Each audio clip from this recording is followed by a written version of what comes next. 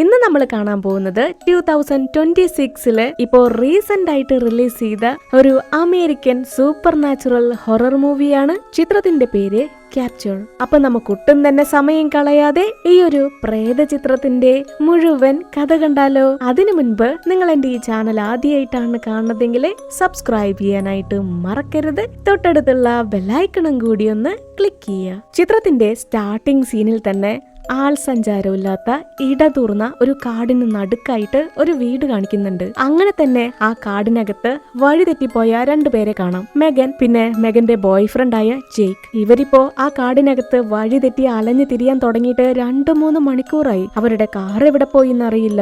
ഇനി ആരെങ്കിലും ഹെൽപ്പിന് വിളിക്കാന്ന് വെച്ചാല് നെറ്റ്വർക്ക് ഇല്ല, ഫോൺ ആണെങ്കിൽ കണക്ട് ആവുന്നില്ല.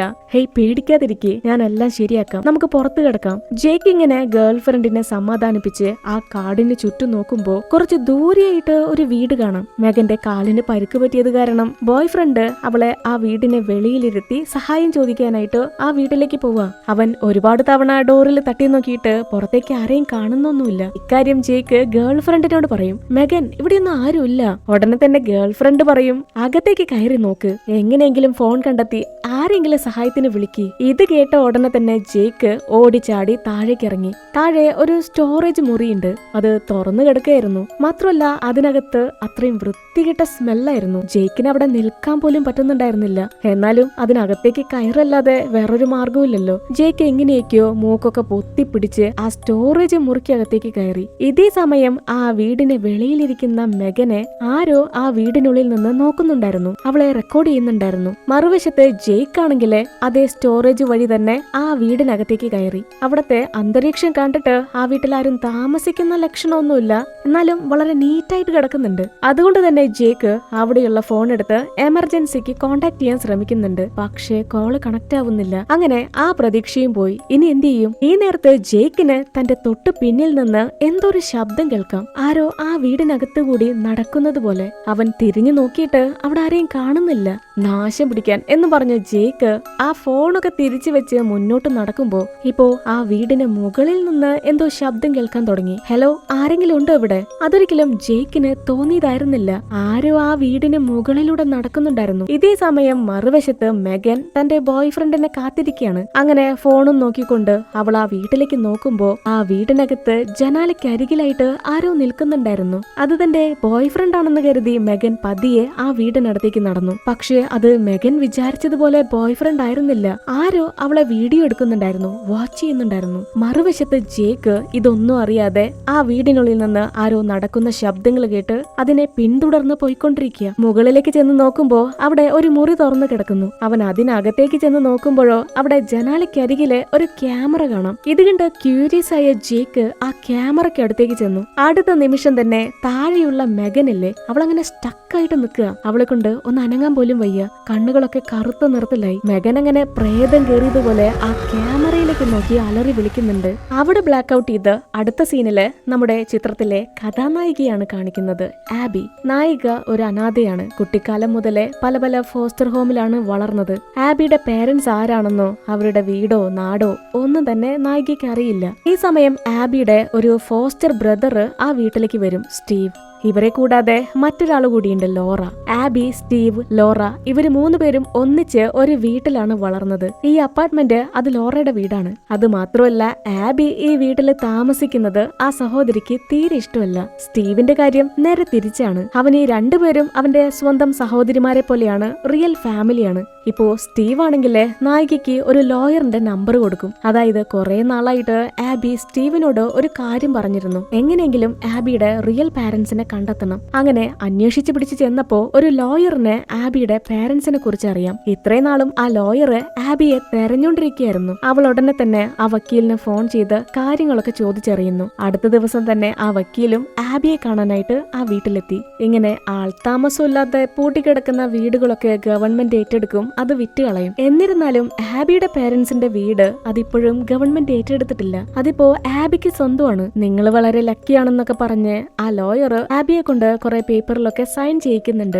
ഈ നേരത്തും നായികയുടെ ഫോണിലേക്ക് ലോറ എന്ന ആ സഹോദരി തുരുതുരാന്ന് വിളിച്ചുകൊണ്ടിരിക്കുകയാണ്. ആബി ആ ഫോൺ എടുക്കില്ല. കാരണം അവള് ലോറയ്ക്ക് ഒരുപാട് പണം കൊടുക്കാനുണ്ട്. മാത്രമല്ല അവൾ ഈ അപ്പാർട്ട്മെന്റിൽ താമസിക്കുന്നത് പുള്ളിക്കാർക്ക് ഇഷ്ടമല്ലല്ലോ. ആബി പെട്ടെന്ന് തന്നെ പെട്ടിയും സാധനങ്ങളൊക്കെ പാക്ക് ചെയ്യാൻ തുടങ്ങി. ഇതേ സമയം തന്നെ സ്റ്റീവ് ആ വീട്ടിലേക്ക് വന്നതറിയാതെ ലോറ അവനെ ഫോൺ ചെയ്ത് നായികയെ പറ്റി ഏതാണ്ടൊക്കെ വിളിച്ച് പറയും. എത്ര നാള് നമ്മൾ അവൾക്ക് വേണ്ടി പണം ചെലവാക്കും. ആ വീട്ടിൽ നിന്ന് ഇറങ്ങി പോവാൻ പറഞ്ഞ ലോറ അവളെ ഒരുപാട് വഴക്ക് പറയുന്നുണ്ട്. ആബി അങ്ങനെ സഹോദരിയോട് മാപ്പ് പറഞ്ഞ് തന്റെ വീട് വിറ്റിട്ട് എങ്ങനെയെങ്കിലും നിന്റെ കാശ് ഞാൻ തിരികെ തരും എന്ന് പറഞ്ഞ് ആബി ആ വീട്ടിൽ നിന്നിറങ്ങി. പോകുന്നതിന് മുന്നേ സ്റ്റീവ് അവളെ സമാധാനിപ്പിക്കുന്നുണ്ട്. നിനക്ക് എന്തെങ്കിലും ആവശ്യമുണ്ടെങ്കിൽ എന്നെ വിളിക്കണം കേട്ടോ, കാരണം നിങ്ങൾ രണ്ടുപേരും എന്റെ ഫാമിലിയാണ്, റിയൽ ഫാമിലി. അടുത്ത സീനില് ആബി അവളുടെ പേരൻസിന്റെ ആ വീട് വിൽക്കാനായിട്ട് ആ നാട്ടിലേക്ക് പോയിക്കൊണ്ടിരിക്കുകയാണ്. അവളങ്ങനെ ആൾ സഞ്ചാരമില്ലാത്ത പ്രേതബാധ കൂടിയതുപോലെ ഒരു റെയിൽവേ സ്റ്റേഷനിൽ വന്നിറങ്ങുന്നു. അവിടെ ഒരു മനുഷ്യക്കുഞ്ഞിനെ പോലും കാണുന്നില്ല. അതൊരു പേടിയോടുകൂടി അവള് നോക്കിക്കൊണ്ട് നിൽക്കുകയാണ്. ഉടനെ ഒരു ക്യാബ് ബുക്ക് ചെയ്യാൻ നോക്കിയിട്ട് ആ പരിസരത്ത് പോലും ഒരു ടാക്സി സർവീസ് ഇല്ല. ഇതിപ്പോ ലിഫ്റ്റ് ചോദിക്കാന്ന് വെച്ചാല് ഒരു മനുഷ്യക്കുഞ്ഞിനെങ്കിലും കാണണ്ടേ. ആബി അങ്ങനെ തലയ്ക്ക് ഭ്രാന്ത് പിടിച്ച് എങ്ങനെയൊക്കെയോ ആ പെട്ടിയും ബാഗൊക്കെ വലിച്ചഴിച്ചുകൊണ്ട് ടൗണിലെത്തി. ഹെൽപ്പ് ചോദിക്കാനായിട്ട് ഒരു ബാറിനകത്തേക്ക് കയറി. അവളെ കണ്ടപാടെ തന്നെ ബാറിലുള്ള എല്ലാവരും അവളെ ഒരുമാതിരി അന്തം വിട്ട് നോക്കിയിരിക്കുക. ആ ബാറുകാരനും പേടിച്ച് കണ്ണും തള്ളി നിൽക്കുന്നുണ്ട്. എന്നെ ഹെൽപ്പ് ചെയ്യാൻ പറ്റുമോ? എനിക്കൊരു ടാക്സി വേണം. അതിന് ആ ബാറുകാരൻ എടുത്ത വഴിക്ക് പറയും ഇവിടെ ടാക്സി ഒന്നുമില്ല. പിന്നെ ആബി ആ വീടിന്റെ അഡ്രസ്സ് പറയുന്നത് കേട്ട് പുള്ളിക്കാരനും ആ ബാറിലിരിക്കുന്നവരും പരസ്പരം മുഖത്തേക്ക് നോക്കി അന്തം വിട്ടിരിക്കുക. ഹലോ, എന്നെ എങ്ങനെയെങ്കിലും ഹെൽപ്പ് ചെയ്യണം. ടാക്സി ഇല്ലെങ്കിൽ വേണ്ട, എനിക്ക് ആരെങ്കിലും ഒരു ലിഫ്റ്റ് തന്നാ മതി, ഞാൻ വേണമെങ്കിൽ കാത്തിരിക്കുക. ഉടനെ തന്നെ ആ ബാറുകാരൻ അവളെ വോൺ ചെയ്യും. നീ ഇപ്പോ വന്ന വഴിക്ക് തന്നെ തിരികെ പോകുന്നതായിരിക്കും നിനക്ക് നല്ലത്. ഇവൾ എത്ര തന്നെ പറഞ്ഞു നോക്കിയിട്ടും ആ ബാറിലുണ്ടായിരുന്ന ആരും തന്നെ അവളെ ഹെൽപ്പ് ചെയ്യില്ല. ഈ സമയം ഇതെല്ലാം തന്നെ കണ്ടോണ്ട് നിന്നിരുന്ന കയൽ എന്നൊരു ചെറുപ്പക്കാരൻ അവളെ ഹെൽപ്പ് ചെയ്യാന്ന് പറയും. അങ്ങനെ കയൽ അവളെ ആ വീട്ടിലേക്ക് കൊണ്ടുപോകുന്നു. ഏത് നമ്മൾ ചിത്രത്തിന്റെ സ്റ്റാർട്ടിംഗ് സീനിലെ കണ്ടില്ലേ, അതേ വീട് തന്നെ. ഇപ്പോ കയൽ അവളോട് ചോദിക്കും, ഞാൻ അകത്തേക്ക് വന്ന് ഇവിടെ സേഫ് ആണോ, വല്ല കള്ളന്മാരോ മറ്റോ ഒളിച്ചിരിക്കുന്നുണ്ടോ എന്ന് നോക്കണോ? അതിന് ആബി പറയും, അതിന്റെ ആവശ്യമില്ല, ഞാൻ ഓക്കെയാണ്. ശരി, ഇനി എന്തെങ്കിലും ആവശ്യമുണ്ടെങ്കിൽ എന്നെ വിളിച്ചാൽ മതി എന്നും പറഞ്ഞ് കയൽ തന്റെ ഫോൺ നമ്പർ ആബിക്ക് കൊടുക്കുന്നുണ്ട്. അങ്ങനെ ടാറ്റയും പറഞ്ഞ് പുള്ളിക്കാരൻ അവിടെ നിന്ന് പോയി. ആബി ആ വീടിനകത്തേക്ക് കയറുന്നതിന് മുന്നേ വീടിലെ വെളിയിൽ നിന്ന് എന്തോ ഒരു ശബ്ദം കേൾക്കാം. അവള് തിരിഞ്ഞു നോക്കിയിട്ട് അവിടെ ഒന്നും തന്നെ ഉണ്ടായിരുന്നില്ല. അങ്ങനെ ഒരുപാട് വർഷത്തെ കാത്തിരിപ്പിന് ശേഷം ആബി തന്റെ പേരൻസിനെ കണ്ടെത്തി. അവരിപ്പോ ജീവിച്ചിരിപ്പില്ല. ആബിക്ക് ഈ വീട് സ്വന്തമായി. പക്ഷെ എന്തോ ആ വീടിനകത്ത് എന്തോ ഒരു ബാഡ് സ്മെല്ലാണ്. ഒരുപാട് വർഷം പൂട്ടിക്കിടന്നതല്ലേ, അതുകൊണ്ട് തന്നെ ആബി അതത്രയ്ക്ക് കാര്യമാക്കി എടുക്കുന്നില്ല. അവൾ ആ വീട് മുഴുവനും ചുറ്റി നടന്ന് കാണുന്നു. പെട്ടെന്ന് ഒരു മുറിക്കകത്ത് നിന്ന് എന്തോ ശബ്ദം കേൾക്കാം. അവള് മുകളിലേക്ക് ചെന്ന് നോക്കുമ്പോ അവിടെ ഒരു ഡോറ് തുറന്നു കിടക്കുന്നുണ്ട്. ആ ക്യാമറയുള്ള അതേ മുറി.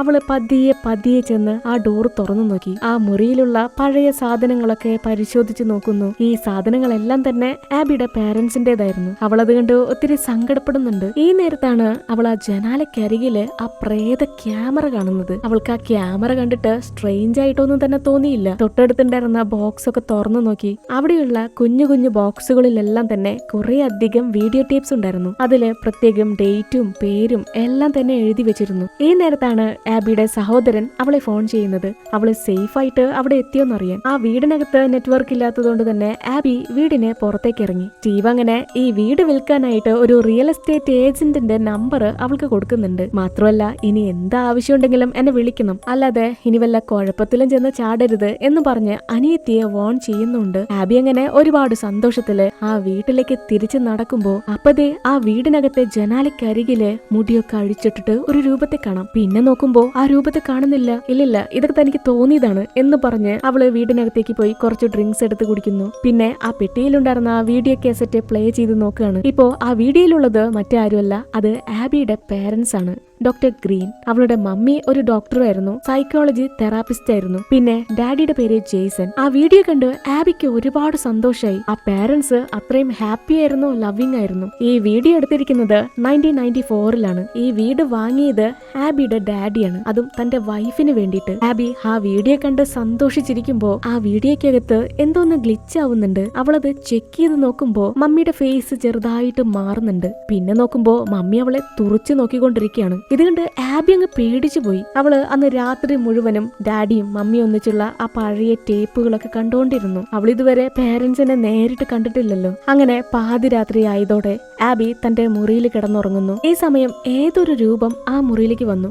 ആബിയെ കുറച്ചു നേരം നോക്കിക്കൊണ്ട് നിൽക്കുന്നു. പിന്നീട് അത് അവിടെ നിന്ന് നടന്നുപോയി. അടുത്ത ദിവസം നേരം വെളുത്തതും ആബി തന്റെ മമ്മിയുടെ വസ്ത്രങ്ങളൊക്കെ ഇടുന്നു. കാരണം ആബിയെ കാണാനും ശരിക്കും മമ്മിയെ പോലെ തന്നെയാണ്. അങ്ങനെ ആബി ആ പെട്ടികളൊക്കെ പരിശോധിച്ച് നോക്കുമ്പോഴാണ് ഡാഡിയുടെ ഒരു മെഡിക്കൽ റിപ്പോർട്ട് കാണുന്നത്. ജെയ്സന് വളരെ റെയർ ആയിട്ടുള്ള എന്തൊരു അസുഖം ഉണ്ടായിരുന്നു. അതൊരു ജനറ്റിക് ഡിസോർഡർ ആണ്. ഒരല്പസമയം കഴിഞ്ഞ് ആബി ജോഗിങ്ങിനായിട്ട് കാട്ടിലേക്ക് പോയി തിരികെ വീട്ടിലെത്തി. അവള് റിയൽ എസ്റ്റേറ്റ് ഏജന്റിനെ അയച്ചു കൊടുക്കാനായിട്ട് ആ വീടിന്റെ കുറെ ഫോട്ടോസ് എടുത്തു. അങ്ങനെ വീട്ടിലെത്തി കുളിച്ച് ഫ്രഷായി ആബി ബാത്റൂമിൽ നിന്ന് ഇറങ്ങുമ്പോ തൊട്ടടുത്ത മുറിയിൽ നിന്ന് എന്തൊരു ശബ്ദം കേൾക്കാം. ആരോ ഓടുന്നത് പോലെ. ആ ശബ്ദങ്ങൾ കേട്ട് ഇവള് പേടിച്ച് സ്റ്റെപ്പ് ഇറങ്ങി താഴേക്ക് വന്ന് നോക്കുമ്പോഴോ മുകളിലെ ആറ്റിക്കിലിരുന്ന ക്യാമറ അതിപ്പോ താഴെ ഹാളിലിരിക്കുകയാണ്. ആബി അത് കണ്ട് ഞെട്ടി നിൽക്കുക. ഈ ക്യാമറ എങ്ങനെ ഇവിടെ വന്നു? അവൾക്ക് യാതൊരു പിടുത്തവുമില്ല. അവൾ ആ ക്യാമറ വഴി പുറത്തേക്ക് നോക്കി. അതൊരിക്കലും മുന്നേ കണ്ടതുപോലെ ഒരു നോർമൽ വിഷ്വൽ ആയിരുന്നില്ല. മാത്രമല്ല ആ ക്യാമറയിലൂടെ നോക്കുമ്പോ അവൾക്ക് ആ വീടിന് വെളിയിലെ ആരെയോ കാണാം. എന്നാ നേരിട്ട് നോക്കുമ്പോ പുറത്ത് ആരെയും കാണുന്നുമില്ല. അവള് ഡോറ് തുറന്ന് പുറത്തേക്ക് ഇറങ്ങി ചുറ്റുപാട് നോക്കി. ഒരു മനുഷ്യക്കുഞ്ഞു പോലും ഇല്ല. ഒരല്പസമയം കഴിഞ്ഞ് ആബി ഫുഡ് കഴിക്കാനായിട്ട് കയലിനെ കൂട്ടി പുറത്തേക്ക് പോയി. അങ്ങനെ പോകുന്ന വഴിക്ക് ആബി ആ വീടിനെ കുറിച്ച് അവനോട് ചോദിക്കുന്നുണ്ട്. ഈ വീടിനെ കുറിച്ച് നിനക്ക് എന്തെങ്കിലും അറിയോ? ഇവിടുത്തെ നാട്ടുകാരൊക്കെ എന്നെ തുറച്ചു നോക്കുന്നത് കണ്ടിട്ട് എനിക്കെന്തോ ഇവിടെയൊന്നും ശരിയല്ലാന്ന് തോന്നുക. നീയും എന്നോടൊന്നും പറഞ്ഞിട്ടില്ല. അതിന് കയല് പറയും. അതിപ്പോ ആ വീടിനകത്ത് എന്താണ് സംഭവിച്ചതെന്ന് അത് നീ തന്നെ കണ്ടെത്തുന്നതായിരിക്കും നല്ലത്. കയൽ അങ്ങനെ ആ വീടിനെ കുറിച്ചുള്ള പഴയ വാർത്തകളൊക്കെ ആബിക്ക് കാണിച്ചു കൊടുക്കുന്നു. ആബിയുടെ ഡാഡിയും മമ്മിയും താമസിച്ചിരുന്ന ആ വീടിനകത്ത് നിന്ന് 2 ആഴ്ച പഴക്കം ചെന്ന ഒരുപാട് ഡെഡ് ബോഡീസ് കണ്ടെത്തി. ആ ഡെഡ് ബോഡികള് കണ്ടെത്തുന്നതിന് ഒരു 5-6 മാസങ്ങൾക്ക് മുൻപ് ഒരുപാട് പേരെ ഈ ടൗണിൽ നിന്ന് തുടർച്ചയായിട്ട് കാണാതായി. മാത്രമല്ല ആ വീട്ടുമുറ്റത്ത് കത്തിക്കരിഞ്ഞ 2 ഡെഡ് ബോഡികൾ ഉണ്ടായിരുന്നു. അത് ആബിയുടെ ഡാഡിയും മമ്മിയായിരുന്നു. ആ പേരൻസിന്റെ മരണശേഷം അവരുടെ മകൾ എവിടെ പോയി എന്ന് പോലീസിനെ കൊണ്ട് കണ്ടെത്താൻ കഴിഞ്ഞില്ല. അതായത് ആബിയെ കണ്ടെത്താൻ കഴിഞ്ഞില്ല. ചിലപ്പോ കുഞ്ഞിനെ അവര് കൊന്നിരിക്കാം എന്നാണ് പോലീസ് ചിന്തിച്ചത്. കാരണം ആ വീടിനകത്ത് നിറയെ ഡെഡ് ബോഡികളായിരുന്നു. ഇപ്പോ ഈ നാട്ടുകാരൊക്കെ പറയുന്നത് ഡോക്ടർ ഗ്രീൻ, അതായത് ആബിയുടെ മമ്മി ഒരു മന്ത്രവാദിയായിരുന്നു. ആ സ്ത്രീ ഒരു സീരിയൽ കില്ലർ ആയിരുന്നു. സത്യത്തില് ഈ കൊലകളൊക്കെ ചെയ്തത് ആരാണെന്ന് കണ്ടെത്താനായിട്ട് പോലീസിനെ കൊണ്ട് കഴിഞ്ഞിട്ടില്ല. അതിന് വേണ്ടിയിട്ടുള്ള തെളിവുകളൊന്നും കിട്ടിയിട്ടില്ല. അതിന്നും അൺസോൾവ്ഡ് ആണ്. ഈ വാർത്ത കണ്ട് ആബി ആകെ തകർന്നുപോയി. തന്റെ പാരന്റ്സ് ഒരു സീരിയൽ കില്ലർ ആയിരുന്നു. അവൾക്കിത് വിശ്വസിക്കാൻ വയ്യ. എന്നാലും എന്തുകൊണ്ടായിരിക്കും ആ ലോയർ ഈ കാര്യങ്ങളൊന്നും അവളോട് മുൻകൂട്ടി പറയാതിരുന്നത്? പെട്ടെന്ന് ആ ബാറിലുണ്ടായിരുന്ന ഒരു അപ്പൂപ്പൻ ഇറങ്ങിപ്പോ, നിന്നിവിടെ കാണാൻ പാടില്ല എന്ന് പറഞ്ഞ് ആബിയോട് ബഹളം വെക്കാൻ തുടങ്ങി. കയൽ പെട്ടെന്ന് തന്നെ ആ അപ്പൂപ്പനെ പിടിച്ചു മാറ്റി നായികയെ കൊണ്ട് ആ ബാറിൽ നിന്നിറങ്ങി. പോകുന്ന വഴിക്ക് ആബി അവളെ തന്നെ കുറ്റപ്പെടുത്തി എന്തൊക്കെയോ പറയുന്നുണ്ട്. ഞാനൊരിക്കലും ഇങ്ങോട്ട് വരാൻ പാടില്ലായിരുന്നു. എനിക്ക് കാര്യങ്ങളൊന്നും അറിയില്ലായിരുന്നു. തന്റെ പാരന്റ്സ് ഒരു സീരിയൽ കില്ലർ ആണെന്ന് ഞാൻ ഒരിക്കലും വിശ്വസിക്കില്ല. ഇപ്പോ ആ ബാറിൽ വെച്ച് പ്രശ്നം ഉണ്ടാക്കിയ അപ്പൂപ്പന്റെ മകനെ കൊലപ്പെടുത്തിയത് ആബിയുടെ പാരന്റ്സ് ആണ്. അതുകൊണ്ടാണ് അയാൾ ആബിയോട് അത്രയും ദേഷ്യത്തിൽ പെരുമാറിയത്. ഈ ടൗണിലുള്ള ആരും തന്നെ ഈ ഒരു സംഭവത്തിൽ നിന്ന് പുറത്തേക്ക് കടന്നിട്ടില്ല. അവരിന്നും ആ ഒരു ദുഃഖത്തിൽ കുടുങ്ങി കിടക്കുകയാണ്. ഇതൊന്നും നിന്റെ തെറ്റല്ല എന്നും പറഞ്ഞ് കയൽ അവളെ സമാധാനിപ്പിക്കുന്നുണ്ട്. ആബി ആ വീട്ടിലെത്തിയതും കയലിനെ ഡ്രിങ്ക്സ് കഴിക്കാനായിട്ട് അകത്തേക്ക് വിളിക്കുന്നുണ്ട്. ഈ നാട്ടുകാര് ഈ വീടിനെ കുറിച്ച് പല കഥകളും പറയുന്നുണ്ട്. മന്ത്രവാദം, കൂടോത്രം, പ്രേതം, പിശാച്, അങ്ങനെ പല കഥകളും പറയുന്നുണ്ട്. എനിക്ക് ഈ വീട് കണ്ടിട്ട് പ്രത്യേകിച്ചൊന്നും തോന്നുന്നില്ലല്ലോ. ഇത് കേട്ട് ആബി ചിരിക്കുന്നുണ്ട്. എന്നിരുന്നാലും നമ്മുടെ കഥാനായിക എങ്ങനെയായിരിക്കും ഈ വീട്ടിൽ നിന്ന് രക്ഷപ്പെട്ടത്? ആബിയുടെ മമ്മിയാണ് എല്ലാവരെയും കൊന്നത്. ഭർത്താവിനെ കൊന്നു, സ്വന്തം കുഞ്ഞിനെ കൊലപ്പെടുത്തിയെന്ന് പറയുന്നു. പക്ഷേ നീ എങ്ങനെയാ രക്ഷപ്പെട്ടത്? അവരിങ്ങനെ ഈ വീടിനെ കുറിച്ചും നാട്ടുകാരെ കുറിച്ചൊക്കെ ഒരുപാട് നേരം സംസാരിച്ചിരുന്നു. അന്ന് രാത്രി കയൽ ആബിയോടൊപ്പം ആ വീട്ടിലാണ് കഴിയുന്നത്. എന്നാൽ പാതിരാത്രി ആയതോടെ കയൽ ഉറക്കത്തിൽ നിന്ന് കണ്ണു തുറന്നു. എന്തോ അവൻ ആ വീട്ടിൽ നിൽക്കാൻ പേടിയായിരുന്നു. പെട്ടെന്ന് തന്നെ വസ്ത്രങ്ങളൊക്കെ എടുത്ത് മുറിയിൽ നിന്ന് പുറത്തേക്ക് ഇറങ്ങുമ്പോ തൊട്ടടുത്തുള്ള ആ ക്യാമറയുള്ള മുറിയില്ലേ, അതിനകത്ത് നിന്ന് എന്തോ ശബ്ദം കേൾക്കാം. പക്ഷേ ഇപ്പോ ആ ക്യാമറ ഇരിക്കുന്നത് താഴെ ഹാളിലാണ്. കയൽ പെട്ടെന്ന് തന്നെ വസ്ത്രങ്ങളൊക്കെ മാറി താഴേക്ക് ഇറങ്ങി വന്ന് നോക്കുമ്പോ താഴെ ക്യാമറ ഓൺ ആയിരിക്കുന്നുണ്ട്. അവിടെ ടിവിയിൽ എന്തോ വീഡിയോ പ്ലേ ആവുന്നുണ്ട്. അവൻ അടുത്തേക്ക് ചെന്ന് നോക്കുമ്പോഴല്ലേ ആ വീഡിയോയിലുള്ളത് അത് അവൻ തന്നെയാണ്. ഇത് കണ്ട് അവൻ ഒരു നിമിഷത്തേക്ക് പേടിച്ചു പോയി. ആബി, ഇത് നിന്റെ പണിയാണോ? എന്തായാലും ഞാനില്ലേ, എന്നെ വിട്ടേക്കെന്ന് പറഞ്ഞ് കയൽ ആ ക്യാമറയ്ക്ക് മുന്നിൽ നിന്ന് മാറിയത് മാത്രമേ ഓർമ്മയുള്ളൂ. അവനെ കൊണ്ടിപ്പോ അനങ്ങാൻ വയ്യ. നമ്മള് ചിത്രത്തിന്റെ സ്റ്റാർട്ടിംഗ് സീനിൽ കണ്ടതുപോലെ കയലിന്റെ കണ്ണുകളൊക്കെ കറുത്ത നിറത്തിലേക്ക് മാറി വായൊക്കെ തുറന്ന് അലറി വിളിക്കുന്നു. ഇപ്പോ ആ ക്യാമറയിലെ വിഷ്വൽസിലേക്ക് നോക്കുകയാണെങ്കിൽ ഒരു പിശാചിന്റെ 2 കൈകള് വന്ന് വന്ന് അവന്റെ മുഖം തന്നെ ചതച്ചു കളഞ്ഞു. ആ ക്യാമറയിലെ ഏതൊരു അമാനുഷിക ശക്തി കയലിനെ കൊലപ്പെടുത്തി. അടുത്ത ദിവസം ആബി കണ്ണു തുറന്നു നോക്കുമ്പോ ബെഡിലെ കയലിനെ കാണുന്നില്ല. ജനാല വഴി പുറത്തേക്ക് നോക്കിയിട്ട് അവന്റെ കാറും കാണുന്നില്ല.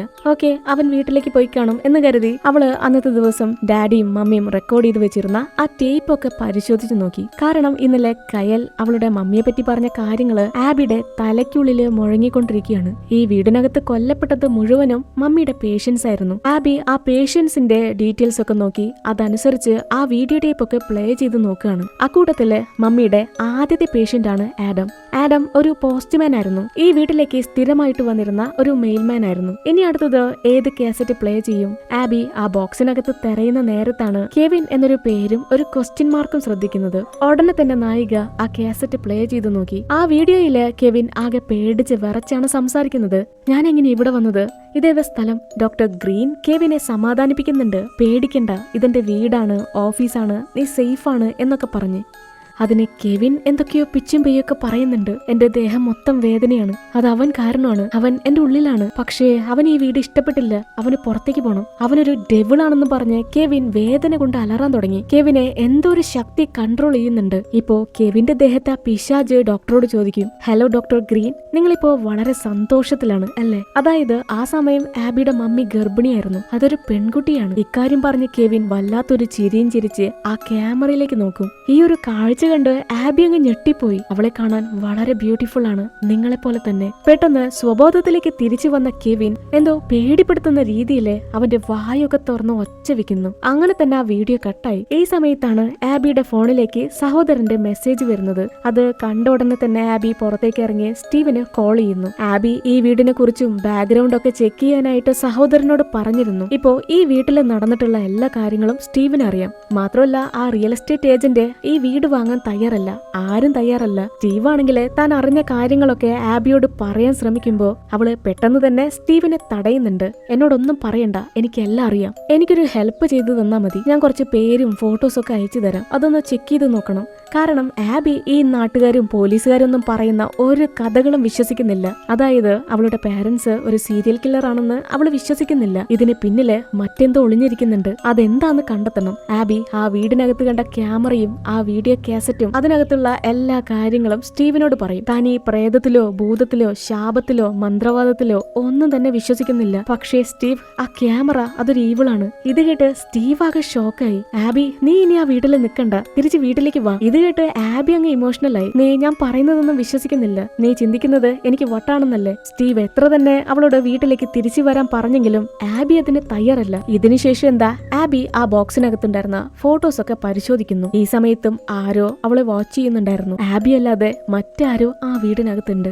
ആബി മമ്മി എഴുതി വെച്ചിരുന്ന ചില നോട്ട്സ് ഒക്കെ വായിച്ചു നോക്കുന്നുണ്ട്. അതിലെ കെവിനെ കുറിച്ച് എഴുതിയിരുന്നു. പിന്നെ പ്രധാനമായും ആ ക്യാമറയെ കുറിച്ച്. ആ ക്യാമറ നോക്കാൻ തനിക്ക് പേടിയാണ്. ആ ക്യാമറയിലൂടെ നോക്കുമ്പോ അതൊരു നരകം പോലെയാണ്. ആബി അത് വായിച്ചുകൊണ്ടിരിക്കുമ്പോ താഴെ ആരോ നടക്കുന്ന ശബ്ദം കേൾക്കും. ആബി പെട്ടെന്ന് തന്നെ താഴേക്ക് ഓടിച്ചെന്ന് ആ ക്യാമറ വഴി നോക്കി. മമ്മി പറഞ്ഞത് ആ ക്യാമറ വഴി നോക്കുമ്പോ നരകം കാണാന്നല്ലേ? സത്യം പറഞ്ഞ ആബി ആ കാഴ്ച കണ്ടാകെ ഷോക്കായി പോയി. ആ വീടിന്റെ ചുമര് നിറയെ ബ്ലഡ് ആണ്. ഏതാണ്ട് സാത്താന്റെ സിംബലൊക്കെ കാണാം. എന്നാൽ ക്യാമറ മാറ്റി നോക്കുമ്പോ ആ വീടിന് യാതൊരു കുഴപ്പമില്ല. അവൾ ആ ക്യാമറയും കൊണ്ട് നേരെ മുകളിലേക്ക് പോയി. അവിടെ ഒരു മുറി തുറന്നു കിടക്കുന്നുണ്ട്. പക്ഷേ നേരിട്ട് നോക്കുമ്പോ ആ മുറിയുടെ ഡോറ് ലോക്കാണ്. ഇതെന്താ സംഭവം?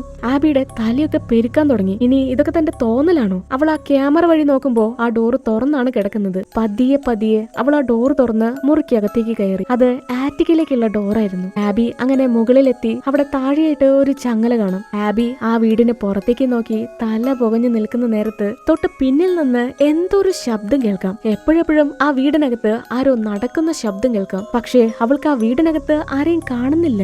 ഇനി ക്യാമറ വഴി നോക്കിയാല് എന്തെങ്കിലും കണ്ടാലോ?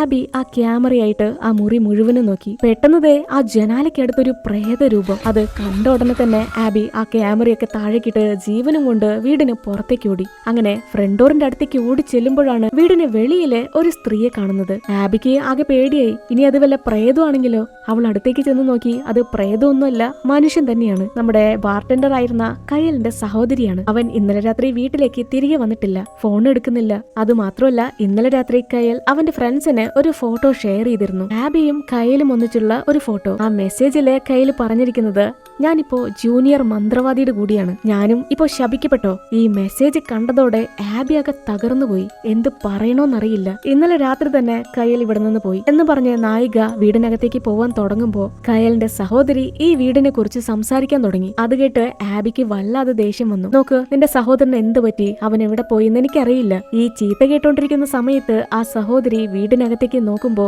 അവിടെ മേശപ്പുറത്ത് കയലിന്റെ ഒരു തൊപ്പി കാണാം. അത് കണ്ട് ആ സഹോദരിക്ക് എന്തോ പന്തികേട് തോന്നി. ഇനി ആബി എങ്ങാനും തന്റെ സഹോദരനെ എന്തെങ്കിലും ചെയ്തു കാണോ? ഒരല്പസമയം കഴിഞ്ഞ് ആബി ആ പ്രേത വീടിനകത്തേക്ക് ചെന്ന് ആ ബോക്സിനകത്തുണ്ടായിരുന്ന ടേപ്പ് ഒക്കെ വലിച്ചു വാരി ഇടുന്നുണ്ട്. അവൾക്കിപ്പോ ആ വീഡിയോ ടേപ്സ് ഒക്കെ ഒരു അഡിക്ഷൻ പോലെയാണ്. അതിനകത്ത് ഡോക്ടർ ഫ്രാങ്ക്ലിൻ എന്നൊരാളുടെ വോയിസ് റെക്കോർഡ് ഉണ്ടായിരുന്നു. അതായത് ആബിയുടെ മമ്മി ഡോക്ടർ ഫ്രാങ്കിനോട് സംസാരിക്കുന്നത് റെക്കോർഡ് ചെയ്ത് വെച്ചിരിക്കുകയാണ്. ഇതേ സമയം തന്നെ കയലിന്റെ സഹോദരിയില്ലേ, ആ പെണ്ണ് ഇപ്പോഴും ഈ വീടിന് ചുറ്റും നടക്കുന്നുണ്ട് തന്റെ സഹോദരനെ തെരഞ്ഞ്. അവള് നേരെ ചെന്ന് ആ മേശപ്പുറത്തിരുന്ന തൊപ്പി എടുത്തു നോക്കി. പെട്ടെന്ന് പേജിന്റെ തൊട്ട് പിന്നിൽ നിന്ന് എന്തോ ശബ്ദം കേൾക്കാം. ഇവിടെ ആബി ആ വോയിസ് റെക്കോർഡ് കേട്ടോണ്ടിരിക്കുകയാണ്. മമ്മിയുടെ ഫ്രണ്ടായിരുന്ന ഡോക്ടർ ഫ്രാങ്ക് ഒരു പാരനോർമൽ ഇൻവെസ്റ്റിഗേറ്റർ ആണ്. പുള്ളിക്കാരൻ സാത്താൻ ബാധ കൂടിയ കെവിൻ എന്ന പേഷ്യന്റിനെ കുറിച്ചാണ് സംസാരിക്കുന്നത്.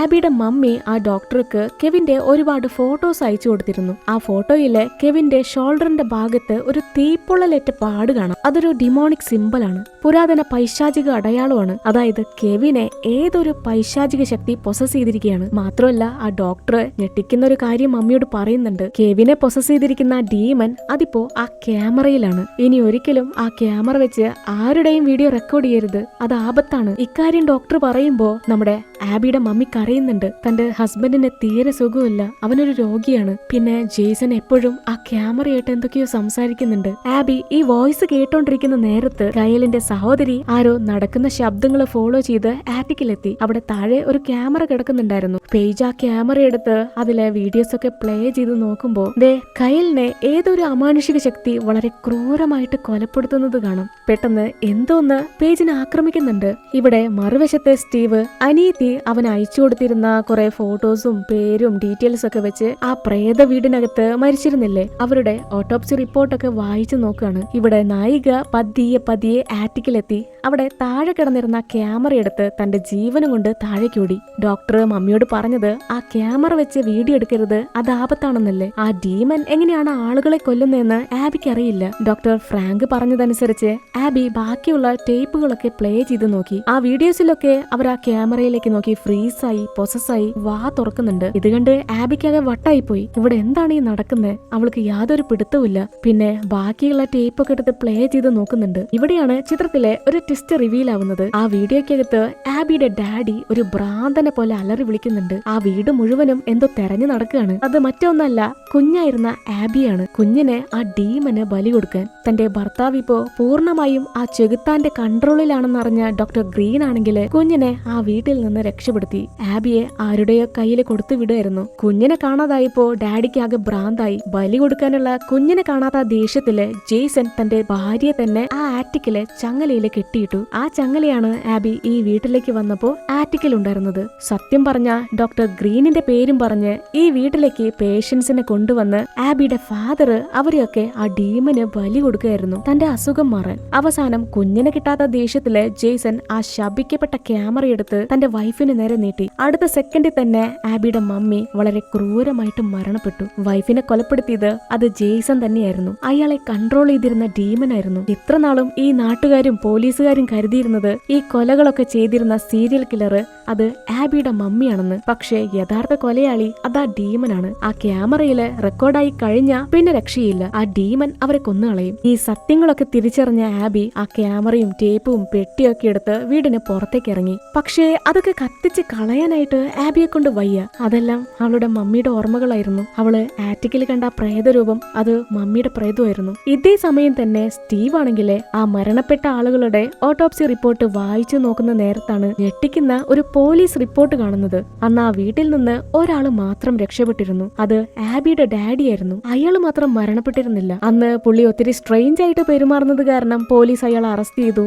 ഒടുക്കം ജെയ്സനെ ഒരു മെന്റൽ ഹോസ്പിറ്റലാക്കി. ഒരു 4 വർഷങ്ങൾക്ക് മുൻപ് ആ ഭ്രാന്താശുപത്രിയിൽ ഒരു തീപിടുത്തം ഉണ്ടായി. ആ സമയത്ത് ഒരു പേഷ്യന്റ് മാത്രം ആ ഭ്രാന്താശുപത്രിയിൽ നിന്ന് ചാടിപ്പോയി. അത് ജെയ്സൺ ആണ്. ആശുപത്രിയിലുണ്ടായിരുന്ന ഒരു ഡെഡ് ബോഡിയില് ജെയ്സൺ തന്റെ പല്ലുകളൊക്കെ പറിച്ച് അത് റീപ്ലേസ് ചെയ്ത് തന്റെ മരണം ഫേക്ക് ചെയ്യായിരുന്നു. അയാൾ ഇപ്പോഴും ജീവിച്ചിരിക്കുന്നുണ്ട്. അതായത് ആബിയുടെ ഡാഡി ഇപ്പോഴും ജീവനോടെയുണ്ട്. വർഷങ്ങളായിട്ട് ആരും കാണാതെ അതേ വീട്ടിൽ ഒളിച്ചിരിക്കുന്നുണ്ട്. ഇപ്പോഴും ആ ഡീമന് വേണ്ടി ആളുകളെ കൊന്നോണ്ടിരിക്കുന്നത് അത് ജെയ്സൺ ആണ്. ഇവിടെ മറുവശത്ത് ആ വീടിനകത്ത് തന്റെ ഡാഡി ജീവിച്ചിരിപ്പുണ്ട് എന്നറിയാതെ ആബി ആ ക്യാമറ എടുത്ത് തന്റെ അമ്മയെ തെരഞ്ഞുകൊണ്ട് നടക്കുകയാണ്. അമ്മയെ അവസാനമായിട്ടൊന്ന് കാണാൻ, അമ്മയോട് സംസാരിക്കാൻ. അവൾക്ക് ആ ക്യാമറ വഴി ആ വീടിനകത്ത് മരിച്ചുപോയ എല്ലാ പ്രേതങ്ങളെയും കാണാം. ഇതേ സമയം സ്റ്റീവ് ആണെങ്കില് സഹോദരിയെ രക്ഷപ്പെടുത്താനായിട്ട് ഇങ്ങോട്ട് വന്നോണ്ടിരിക്കുക. അവൻ ആബിയെ ഫോൺ ചെയ്ത് നോക്കുന്നുണ്ട്. അവള് ഫോൺ എടുക്കുന്നില്ല. ഇവളിങ്ങനെ മമ്മിയുടെ പ്രേതത്തെ പിന്തുടർന്ന് വീടിന് വെളിയിലെ ഒരു സ്റ്റോറേജ് ഇല്ലേ അത് തുറന്നു നോക്കി. പക്ഷേ ആ സ്റ്റോറേജിനകത്താണെങ്കില് അത്രയും വൃത്തികെട്ട സ്മെല്ലാണ്. ആബിക്ക് അതിനകത്ത് നിൽക്കാൻ പറ്റുന്നുണ്ടായിരുന്നില്ല.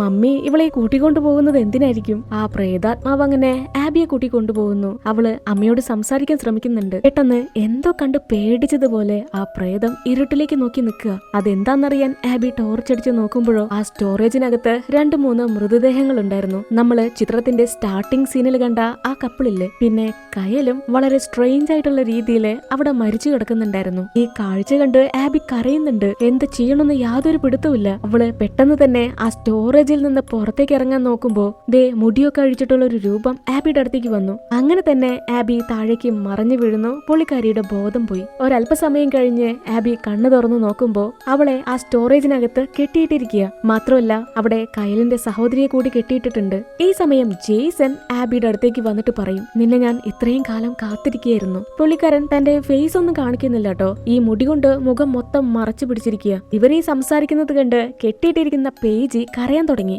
ഇവിടെ എന്ത് നടക്കുന്നത്? നീ എന്റെ സഹോദരൻ എന്താ ചെയ്തത്? ഇത് കേട്ടോണ്ടിരുന്ന ഡാഡി ഉടനെ തന്നെ ആ ക്യാമറ എടുത്തോണ്ട് വന്നു.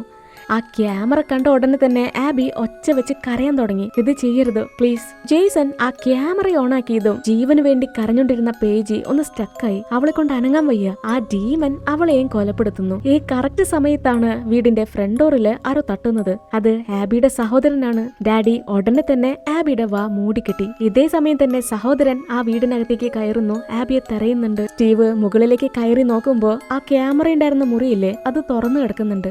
അതിനകത്തു നിന്ന് എന്തൊക്കെയോ ശബ്ദങ്ങൾ കേൾക്കാം. സ്റ്റീവ് ആ മുറി തുറന്നു നോക്കിയെങ്കിലും അതിനകത്ത് ആരും ഉണ്ടായിരുന്നില്ല. പെട്ടെന്ന് പിറകിൽ നിന്ന് ആരോ നടക്കുന്ന ശബ്ദം കേട്ട് അവൻ തിരിഞ്ഞു നോക്കിയതും അപ്പൊ തന്നെ ഡാഡി അവന്റെ തലക്കടിച്ച് വീഴ്ത്തി. അങ്ങനെ പിറ്റേന്ന് നേരം വെളുക്കുന്നു. ജെയ്സൺ തന്റെ മകളോട് അടുത്തേക്ക് വന്നിട്ട് നിനക്ക് വേണമെങ്കിൽ രക്ഷപ്പെടാം എന്ന മട്ടില് ഒരു കത്രിക ഇട്ട് കൊടുത്തിട്ട് അവിടെ നിന്ന് നടന്നുപോയി. പിന്നെ പറയണോ, ആബി എങ്ങനെയൊക്കെയോ ഒരു വിധത്തില് ആ കയറൊക്കെ അഴിച്ചു മാറ്റി. അവള് ജീവനും കൊണ്ട് വീടിന് പുറത്തേക്ക് ഓടി ചെല്ലുമ്പോ അവിടെ സ്റ്റീവിന്റെ കാറ് കിടക്കുന്നുണ്ടാവും. അപ്പോ ഇന്നലെ രാത്രി വന്നത് അത് തന്റെ ചേട്ടനാണെന്ന് ആബിക്ക് മനസ്സിലായി. സ്റ്റീവ് ഇല്ലാതെ അവളെ കൊണ്ട് ഇവിടെ നിന്ന് രക്ഷപ്പെട്ടു പോവാൻ പറ്റത്തില്ല. ആബി നേരെ ചെന്ന് കിച്ചണിൽ നിന്നൊരു കത്തിയെടുത്തു. ഇപ്പോഴും വീടിന് മുകളിൽ നിന്ന് ജെയ്സൺ നടക്കുന്ന ശബ്ദങ്ങൾ കേൾക്കാം. അവളങ്ങനെ സ്റ്റീവിനെ തെരഞ്ഞ് ആറ്റിക്കിലെത്തി. അവിടെ ആറ്റിക്കില് സ്റ്റീവിനെ ചങ്ങലയിൽ കെട്ടിയിട്ടിരിക്കുക. അവളെ കണ്ട ഉടനെ തന്നെ സ്റ്റീവ് തല കുലുക്കുന്നുണ്ട്. ഇങ്ങോട്ട് വരല്ലേ, രക്ഷപ്പെട്ടു പോ. ഈ സമയം ഡാഡി ആണെങ്കിലോ ആ ക്യാമറ കാണിച്ച് സ്റ്റീവിനെ പേടിപ്പിച്ചോണ്ടിരിക്കുകയാണ്. അവൻ ആ ക്യാമറയിലേക്ക് നോക്കാൻ പേടിച്ചിട്ട് മുഖമൊക്കെ തിരിച്ചു പിടിക്കുന്നുണ്ട്. ആബി പെട്ടെന്ന് തന്നെ കയ്യിലുണ്ടായിരുന്ന കത്തി താഴെ വെച്ചു. അവനൊന്നും ചെയ്യരുത്. ഇപ്പോ ജെയ്സൺ ആബിയുടെ കൈ ചേർത്ത് പിടിച്ചിട്ട് അവളോട് പറയും, ഞാൻ നിന്നെ ഒരുപാട് സ്നേഹിക്കുന്നുണ്ട്. ഇപ്പോഴാണ് ഇത് തന്റെ ഡാഡിയാണെന്നുള്ള സത്യം ആബി തിരിച്ചറിയുന്നത്. ഡാഡ് ഇത് ചെയ്യരുത്. ആബി ഇങ്ങനെ കരഞ്ഞു പറഞ്ഞിട്ടും ജെയ്സൺ അവളെ ആ ക്യാമറ ഏൽപ്പിക്കുകയാണ് സ്റ്റീവിനെ കൊല്ലാൻ. ആബി മനസ്സില്ലാ മനസ്സോടെ ആ ക്യാമറയിലേക്ക് നോക്കുമ്പോ അവൾക്ക് മമ്മിയെ കാണാം. ഇപ്പോ ഡാഡിയും മമ്മിയും പറയുന്നത് സ്റ്റീവിനെ കൊല്ലാനാണ്. അവൾക്ക് എന്ത് ചെയ്യണോന്നറിയില്ല. അവള് സ്റ്റീവിനോട് മാപ്പ് ചോദിക്കുന്നുണ്ട്. പെട്ടെന്ന് പ്രതീക്ഷ പ്രതീക്ഷിക്കാതെ ആബി ആ ക്യാമറ അച്ഛനു നേരെ തിരിച്ച് ആ ക്യാമറ ഓണാക്കി. പിന്നെ പറയണ്ടല്ലോ, ആ ഡീമൻ ജെയ്സനെയും കൊലപ്പെടുത്തുന്നു. പക്ഷേ അപ്പൊ തന്നെ ആ ക്യാമറ അങ്ങ് താഴേക്ക് വീണു. ആബി ഇത് കണ്ട് മരണഭയത്തില് പെട്ടെന്ന് തന്നെ ആ ക്യാമറ ഓഫാക്കി. ഭാഗ്യത്തിന് രണ്ടുപേർക്കൊന്നും പറ്റിയിട്ടില്ല. അതിനുശേഷം രണ്ടുപേരും വീടിന് പുറത്തേക്ക് ഇറങ്ങി ആ പ്രേത ക്യാമറയും ടേപ്പുകളൊക്കെ കത്തിച്ചു കളയുന്നു. ഇപ്പോ ആബിയുടെ ഡാഡിയെ ബാധിച്ചിരുന്ന രോഗം RSMD എന്നൊരു ജനറ്റിക് ഡിസോർഡർ ആണ്. മനുഷ്യന്റെ പേശികളെ ബാധിക്കുന്ന വളരെ റെയർ ആയിട്ടുള്ള ഒരു കണ്ടീഷനാണ്. ഇപ്പോ ആബിയിലും അതിന്റെ ലക്ഷണങ്ങൾ കാണിക്കുന്നുണ്ട്. ഡാഡി ഇത്രയും നാളും മരണത്തിൽ നിന്ന് രക്ഷപ്പെട്ടത് ആ സാത്താന് ആളുകളെ ബലി കൊടുത്തത് കാരണമാണ്. അതുകൊണ്ടാണ് ആബിയുടെ മമ്മിയുടെ പ്രേതം അവളോട് സ്റ്റീവിന് ആ സാത്താന് ബലി കൊടുക്കാൻ പറഞ്ഞത്, അവളെ ഇതിൽ നിന്ന് രക്ഷിക്കാനായിട്ട്. ഇപ്പോ സ്റ്റീവും അവളെ സമാധാനിപ്പിക്കും. നിന്റെ കൂടെ ഞാൻ എന്നും ഉണ്ടാവും, നമുക്കിതിനെ ഒരു വഴി കണ്ടെത്താം. അങ്ങനെ സ്റ്റീവ് ആണെങ്കിലേ കാറിന്റെ ചാവി എടുക്കാനായിട്ട് വീടിന് മുകളിലേക്ക് പോയി. ആ ചാവിയുള്ളത് ആറ്റിക്കിലാണ്. ഈ നേരത്ത് കാടിനുള്ളിൽ നിന്ന് ആരോ ചൂളം വിളിക്കുന്ന ശബ്ദം കേൾക്കാം. അതാരായിരിക്കും എന്നറിയാൻ ആബി ആ കാടിനടുത്തേക്ക് ചെന്ന് നോക്കി. അത് മരിച്ചുപോയ ആഡോ ആണ്, ആ പോസ്റ്റ്മാൻ. അന്നൊരിക്കല് ആബി ആ ക്യാമറ വഴി നോക്കിയപ്പോ വീടിന് വെളിയില് ആരോ നിൽക്കുന്നത് പോലെ കണ്ടിരുന്നില്ലേ? അത് ആഡത്തിന്റെ പ്രേതമായിരുന്നു. ഇതൊന്നും ഇപ്പോഴും അവസാനിച്ചിട്ടില്ല. അവൾ ഉടനെ തന്നെ സ്റ്റീവിനെ വിളിക്കും. അവള് ചേട്ടനെ നോക്കുമ്പോ ആറ്റിക്കില് ആ ജനാലയ്ക്കരികില് ഇപ്പോ ഡാഡിയുടെയും മമ്മിയുടെയും പ്രേതത്തെ കാണും. ഇവിടെയാണ് ചിത്രത്തിലെ അടുത്ത ട്വിസ്റ്റ്. എന്താന്ന് വെച്ചാല് അവള് ഡാഡിയെ കൊല്ലാനായിട്ട് ആ ക്യാമറ തിരിച്ചു വെച്ചു. എന്നിട്ട് സ്റ്റീവിന്റെ അടുത്തേക്ക് ഓടിച്ചെന്നു. അങ്ങനെ തന്നെ ക്യാമറ താഴേക്ക് വീണിരുന്നു. അവര് രണ്ടുപേരും ആ ക്യാമറയിൽ പതിഞ്ഞിരുന്നു. അടുത്ത നിമിഷം തന്നെ അവര് രണ്ടുപേരെയും ആ ഡീമൻ കൊലപ്പെടുത്തി. ഇപ്പോ ആ വീടിന് പുറത്തുള്ളത് ആബിയുടെയും സ്റ്റീവിന്റെയും പ്രേതാത്മാക്കളാണ്. ആ ക്യാമറ ഇപ്പോഴും അവിടെ ഓണായി താഴെ കിടക്കുന്നുണ്ട്. ഇനി ആര് വന്ന ആ ക്യാമറ എടുത്താലും അവരുടെ കാര്യം കട്ടപ്പോക. ഈ ഒരു സീനോടെയാണ് ക്യാപ്ചർ എന്ന ഈ ഒരു അമേരിക്കൻ പ്രേത സിനിമ അവസാനിക്കുന്നത്. അപ്പോ ഇന്നത്തെ ഈ വീഡിയോ ഇഷ്ടപ്പെട്ടെങ്കിൽ ലൈക്ക് ചെയ്യാനായിട്ട് മറക്കരുത്, സപ്പോർട്ട് ചെയ്യുക. ഇനി സബ്സ്ക്രൈബ് ചെയ്യാത്തവരുണ്ടെങ്കിൽ മറക്കാതെ സബ്സ്ക്രൈബ് ചെയ്യുക. Thank you.